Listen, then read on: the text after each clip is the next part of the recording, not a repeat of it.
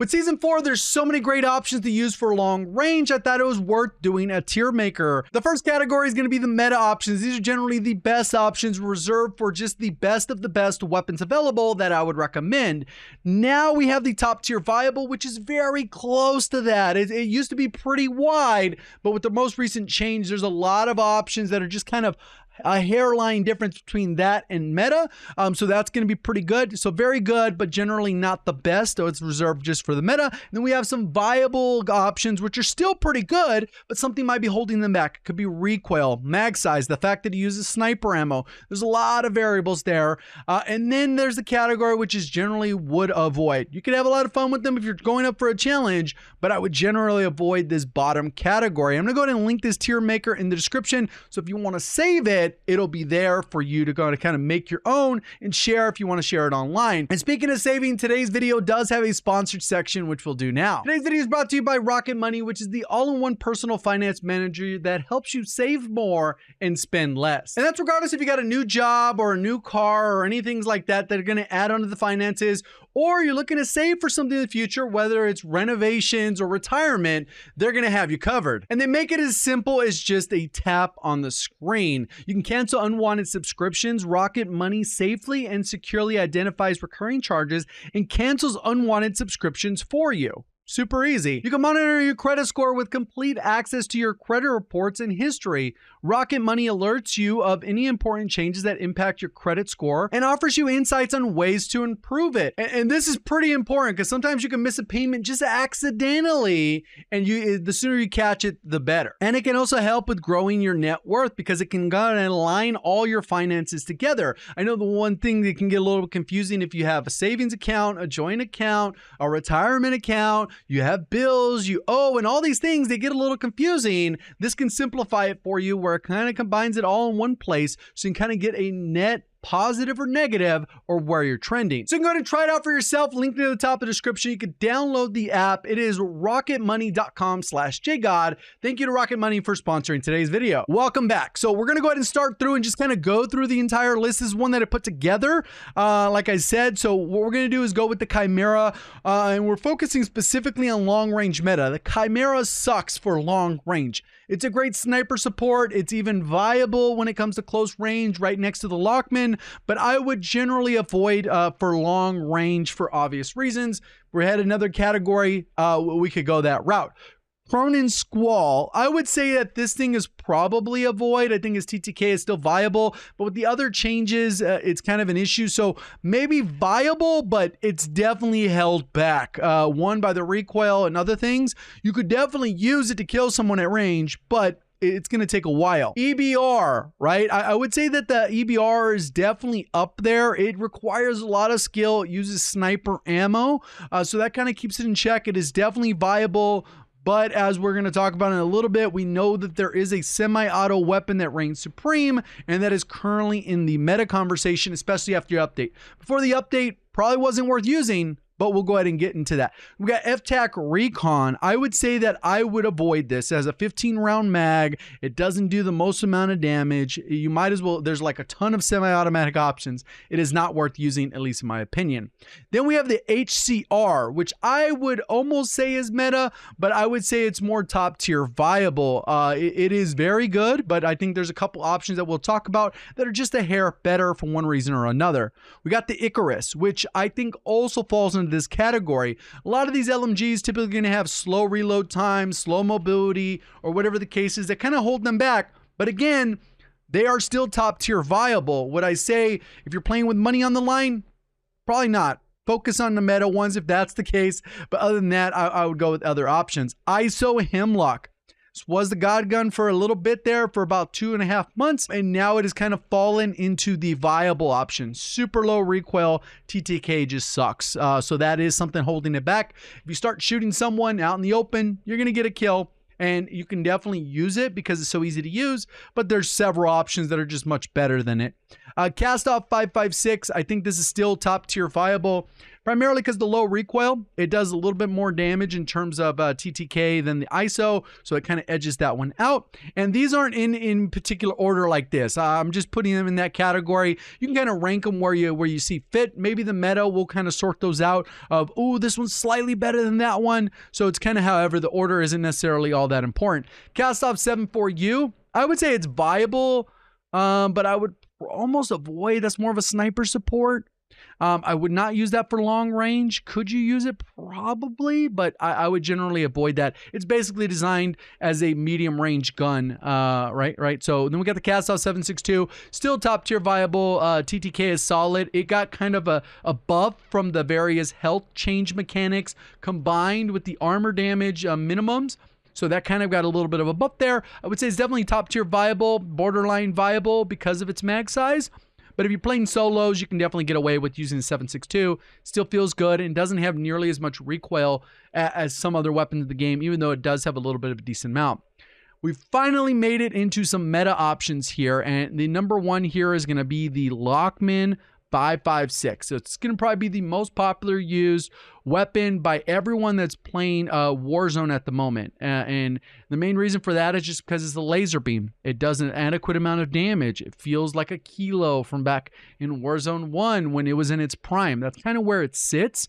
Do guns kill quicker? Yes, but other guns are just harder to use. And when it comes to theoretical TTK, which is the one we do when we do all the fancy math, and then the practical TTK is the one you actually experience in game, this one is super close to those. So you kind of feel like the gun is doing what it's supposed to, versus some other ones, you might get a headshot in the mix and it feels way faster. And then another time it's really hard to hit your shot or the fire rate. This one's a pretty smooth option. In 7.62, I would barely say that's viable. It has way too much recoil, even in semi-auto. I would probably just generally avoid it. But I know that there's probably people that do love it and want to use it, but I would generally say would probably avoid. Just in general, it's not that great. M13B, I know a lot of people are going to be like, no, that's meta. I used it. I talked to other people that used it. In game, it does not perform as good as it should be theory crafted to perform. It just doesn't. In my opinion, it doesn't. And for that reason, I'll go ahead and put it as top tier viable because it's still good. But I don't think if I'm using this or the M13 with the Lockman 5.56, I'm choosing the Lockman every time. It's not even close. But still very good option there. No disrespect to that. If you want it to be in the meta, you can go ahead and Photoshop the image to go ahead and put it up there for yourself. M16, I would say it's viable if you're getting the burst, the person's in the right distance, but we're talking absolute long range, like 75, 80 meters. M16 is not getting the job done. Generally, I would avoid it, but I'll go ahead and put it over here in the viable, so you kind of have an option there if you want to mess around. It is definitely held back by its 3-round burst. The burst delay, even if you put it to semi-auto, then you got to worry about spamming it. It just does not work out. M4, also another top tier viable option, especially on Vondel. I think this one's kind of came back, which is nice to be able to use the M4 again. It's one of those weapons that is always kind of one of those fan favorites, especially when it comes to IW games. So it's kind of nice to be able to have that. Raul, MG. This one's also not going to probably be surprising to anyone. This one's always had like one of the fastest, if not the fastest TTK pretty much since the launch of the game. We always knew it was good, but it has that one glaring drawback that it is an LMG.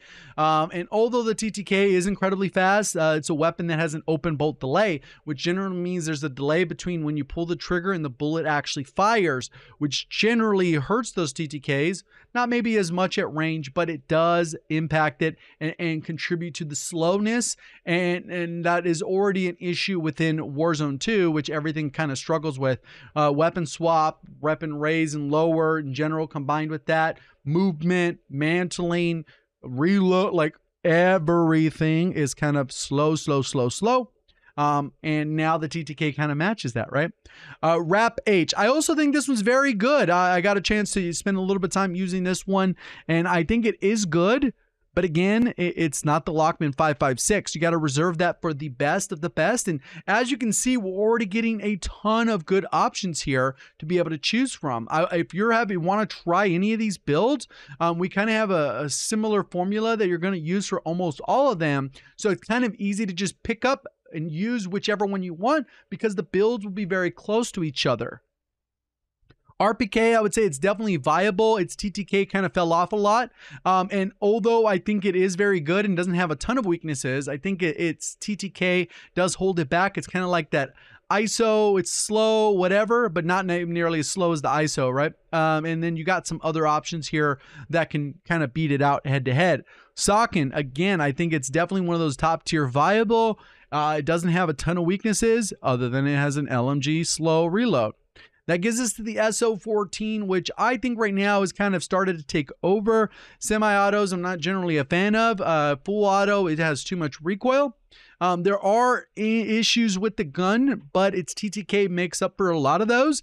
I think one of the areas it struggles specifically is if somebody's coming in out of the sky, to shoot them out of the sky, it could be a little bit trickier than it would be a full auto weapon where you can kind of track a little bit easier. Also, when people are running at a little bit of a distance and you got to track and spam, it's a little bit harder. But if you have the skill to do it and you've gotten comfortable with spamming and aiming, it is the absolute like up there best option right now, along with the Lockman 5.56. Keeping in mind that one will always be more consistent than the other, and the theoretical TTK is generally very hard to hit with the SO14 unless the person's very close. You spam really quickly because hitting that trigger cap is a hard thing to do. STB, I think this one's super viable. I know a lot of people are gonna be like, no, you need to make that higher. Maybe in solos, but like the mag size just holds it back too hard in my opinion. Still viable. TTK is still pretty good. Just it has other weaknesses. TAC 56 I'll say is viable. It just doesn't have fast enough TTK. It is super easy to use. It is very much a laser beam, but just like a lot of the weapons here, if you know, they need both, kind of a balance of both of those. TAC M I would probably avoid. This thing is just super hard to use. TAC V, I'll go ahead and put that as top tier. Initially, I thought the TAC V would have been really in the meta option. I didn't think as many people would have gravitated towards the Lockman 5.56 as they did, and I thought they would have just stuck with the TAC V. But the problem is a lot of people really like to run the TAC V with iron sights because it has the SCAR iron sights and they're very clean, but that really limits your ability to track targets at range, which is kind of how you should be using these weapons. Then we got the Tempest Razorback, which I think is definitely top tier viable right now. In my opinion, it is a hair worse than the Lockman 5.56. I just think not enough people had a chance to use it in terms of TTK, bullet velocity, all those things, but it does have a little bit more recoil, even though not much, than the Lockman 5.56, which pretty much shoots straight. Once you stack it out, Lockman is going to beat out the Razorback. But the Razorback is still pretty good and definitely viable for the options here. You can see there's a lot of good options you can use. And then we got the Tempest Torrent, which if this had rifle ammo, it would definitely be in conversation to be meta. But I think it gets held back a little bit. I think it's definitely worth trying. I know a lot of people have been gassing this up, but the reality is the ammo. You're going to really be struggling. You're going to have the munitions box, a stack of sniper ammo. If they switch this to rifle ammo, I think like maybe I'm giving it too much credit by putting it there, but it literally has no recoil. We'll check it out in game just so you can see really quick, but in general, it has no recoil. So like I said, we're going to focus on the top two weapons because those are probably what most people are interested in, but I'm also going to explain how you're generally going to build out every one of those weapons that we saw in the top tier viable. There might be a handful of exceptions, but 99% of the time, we're pretty much building everything out the exact same way. So for example, if we're going to go ahead and use the Tempest Torrent, which I already mentioned here, we'd go ahead and pull that one up. We'd start it off. Is 20 rounds enough? Yes or no? Boom. We go ahead and put in an extended mag. We get the 50 round mag. You could probably get around with 30 if you're using a smaller. Then we're going to go ahead and put on an optic. What are we going to use? Regardless of the iron sights, you're generally going to use something. Some people may use the SZ recharge. Some people will use the aim op. Then when it comes to tuning of the optic, we can go ahead and go towards flinch resistance because aim down sight's not going to be heavily modified. Or we can go down aim down sight because you don't really even notice flinch. Again, preference. Then you put it either close or far. My general rule of thumb is normally if we're going to go ahead and use it on a long range weapon, I generally put it closer, and close range weapon, I generally put it farther. But for some weapons that maybe have a lot of visual shake, it might be more advantageous to go ahead and put it a little bit further so it doesn't feel like it's shaking nearly as much, even though it is all visual. So that's kind of how that works. I did want to show you the recoil blot, which you can see there. If I just spam this without even controlling the recoil, without any attachment, that's Tempest Torrent. Just for example, that, like I said, it has no recoil. Then what you're going to do is decide whether this weapon is low or high recoil. When you go ahead and go that route, you can go ahead and do things for range and bullet velocity. Most of the time, if you're trying to solve for recoil, you're going to put on something like the TIE LR8. You can go ahead and go with that. And generally, these higher recoil weapons are that's the way you're going to go. You can also go the Sock and Tread 40, and those are generally the main two that people are going for if they're looking for good recoil reduction on weapons. When it comes to the muzzle, it depends on the weapon. They kind of all have a little bit different names, but more than likely what you're going to end up going with is like the ZLR Talon, the Harbinger, Zulu, and we've done extensive videos on which to use in which case. This particular case, I'd want to make sure that there's almost no vertical. Even though there's no recoil there, I'll be able to max out, or you can go no horizontal and it'll go ahead and just kind of stay in a straight line. Then you got to figure out what kind of barrel do I want to use, and if the barrel is going to come with muzzle velocity. And since we're not getting anything in the muzzle, you can see that this one helps bullet velocity, which is good, but it doesn't help with recoil. And we don't really have an option for that. So maybe it makes a little bit more sense to go with the ammunition, which is going to give us high velocity. And then generally for the underbarrel, the meta has become FTAC Ripper. A lot of people ask about this, and this is just generally because the recoil stabilization ends up being enough to change the recoil visual shake that we experience. And then tuning, for long range, you generally just go everything recoil, and that's kind of how you build them out.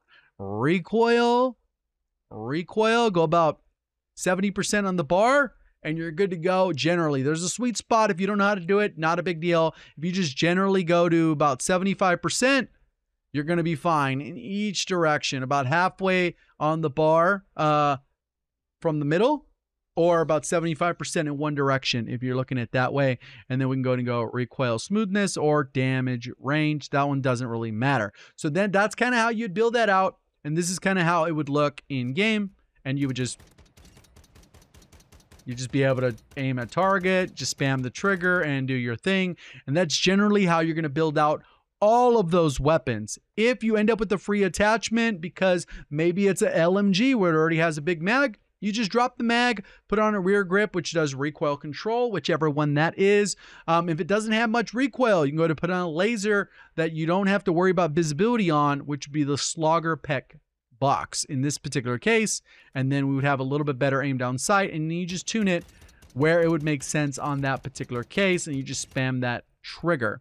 So that being said, here are the two builds that we're going to be using. We have the Lockman 556, which again is built pretty much all for long range. We do have a barrel that I'm using for that bullet velocity and damage range and recoil control, and then the Harbinger, which is helping with bullet velocity, recoil smooth, all that. Even though some of those stats aren't really all that effective, this thing's just not going to move. That's just the nice part. You can just shoot. If I want to shoot just directly at the corner of the room, just to give you kind of a little bit of a comparison here, if I want to just shoot there, you just shoot at the corner and it doesn't really move. And you just kill that corner, right? So that's the build for that. And then for the SO14, pretty much that is going to be the build for that. Pretty much built out the same way. We are getting a little bit of recoil reduction along with bullet velocity and then the combination. If it had a little bit less recoil, and then you can see if I can drag it while spamming, you can go ahead and track that way. If you want to go ahead and shoot that same corner, we'll go ahead and spam it.